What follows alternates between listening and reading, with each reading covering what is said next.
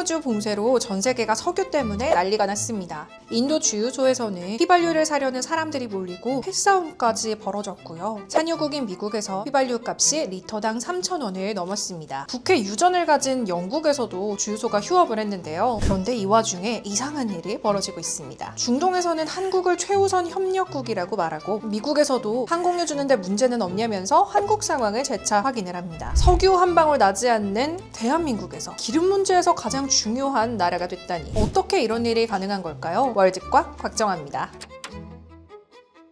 이번 중동 전쟁으로 인한 석유 대란의 핵심은 가격보다 수급이 불안하다는 겁니다. 미국, 영국, 호주 등이 산유국임에도 석유 공급을 제대로 받지 못하고 있습니다. 급기야 앤서니 앨버니지 호주 총리는 한국에서 디젤유를 수입한다고 발표하기도 했습니다. 비산유국인 한국에서 산유국이 기름을 수입한다는 게 무슨 뜻일까요? 그건 원유는 있지만 기름이 없기 때문입니다. 산유국이라고 해서 우리가 쓰는 휘발유나 경유를 직접 다 만들 수 있는 건 아닙니다. 미국과 영국, 호주 등은 원유를 뽑아내기는 하지만 이걸 정제해서 항공유나 디젤로 만드는 건 한국 등의 정유사에 의존합니다. 쉽게 말하면 다이아몬드 광산에서 원석을 캐기는 캤는데 이걸 비싼 목걸이로 만들 수 있는 재련소는 바로 한국 기술이 최고인 거죠. 중동 전쟁으로 호르무즈 해협이 막히자 산유국들은 한국 등의 정유사에서 정제된 기름을 받아야 하는데 그게 어려워졌습니다. 기름이 있어도 정제를 못하면 아무 소용이 없는 거죠. 2025년 기준 한국의 정제 능력은 하루 336만 3천 배럴, 한국의 하루 석유 소비량이 260만 배럴이니까 국내 수요를 다 충당하고도 남습니다. 세계 5위 수준이고요.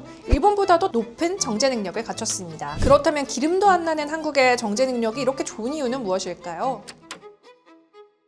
정유는 질 낮고 저렴한 원유를 사서 비싼 제품으로 바꾸는 능력이 핵심입니다. 원유를 정제하면 약 40%는 찌꺼기인 벙커CU가 나오는데요. 보통 벙커CU는 싸게 넘기거나 그냥 버려버립니다. 하지만 한국은 이 찌꺼기를 다시 잘 분해를 하고 불순물을 잘 제거를 해서 고부가 가치 상품인 항공유, 휘발유로 바꿉니다. 외국에서는 다 버려버리는 뼈로 우리는 최고급 사골 육수를 끓이는 것처럼요. 이걸 고도화율이라고 하는데요. 전 세계 평균 고도화율은 25%지만 한국은 무려 40%에 달합니다. 한마디로 원유를 짜내고 또 짜내서 비싼 항공유와 휘발유를 많이 만드는 능력이 탁월한 겁니다.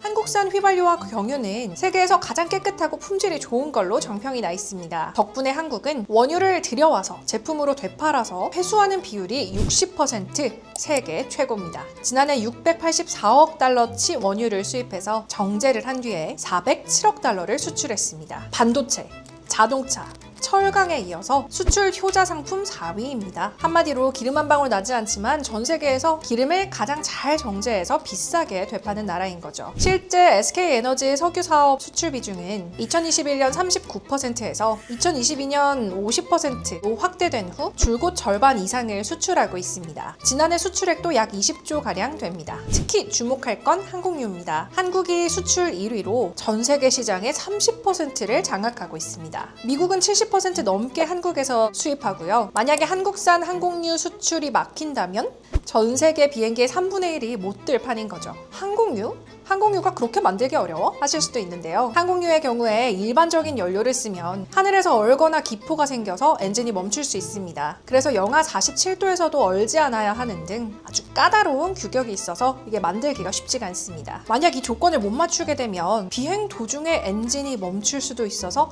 아주 위험합니다. 그래서 항공유는 정제 기술의 끝판왕, 아무 나라나 못 만드는 연료인데요. 최근 중동발 원유 불안이 장기화 조짐을 보이자 미국이나 일본 등의 주요국이 한국 정부에게 석유 제품 통제는 좀 자제해달라고 요청까지 했습니다. 미국 지역을 보면요.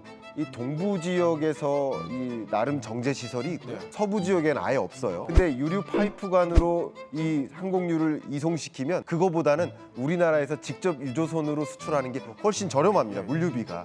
그런 관점에서 미국과 같은 땅덩어리가 큰 나라에서는 절대적으로 우리나라의 항공유를 의존할 수밖에 없는 구조. 그만큼 한국 정유산업이 글로벌 공급망에서 핵심 역할을 하고 있다는 겁니다. 그런데 한국은 어쩌다 이렇게 정유 능력을 키우게 된 걸까요?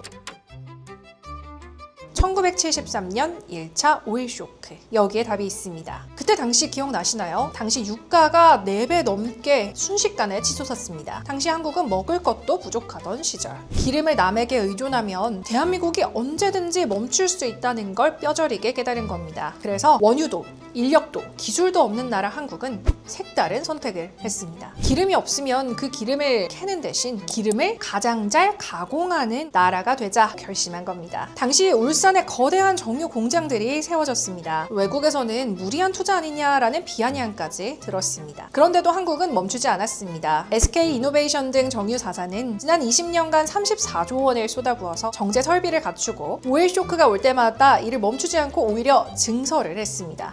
결국 싸구려 원유를 넣어도 고부가 제품으로 바꾸는 정제 강국이 된 겁니다.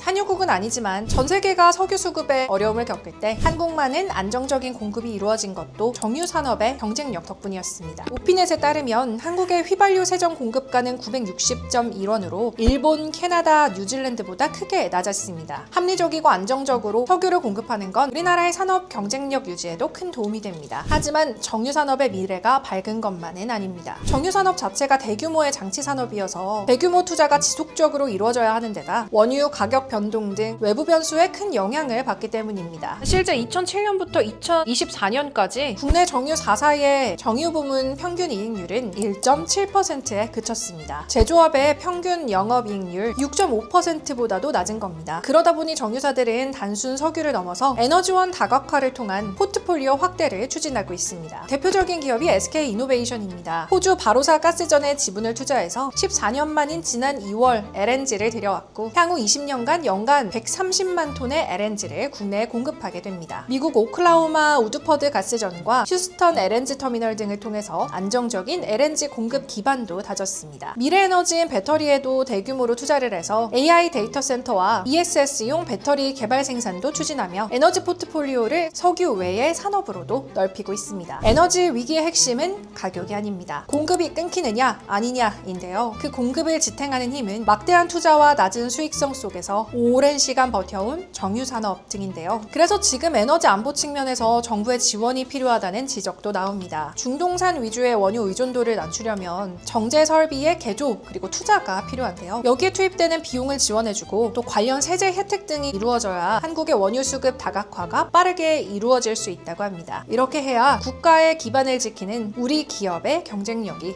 더 나아가 우리의 일상을 더욱 탄탄히 지킬 수 있게 되는 겁니다. 월드꽉 다음 시간에 뵙겠습니다.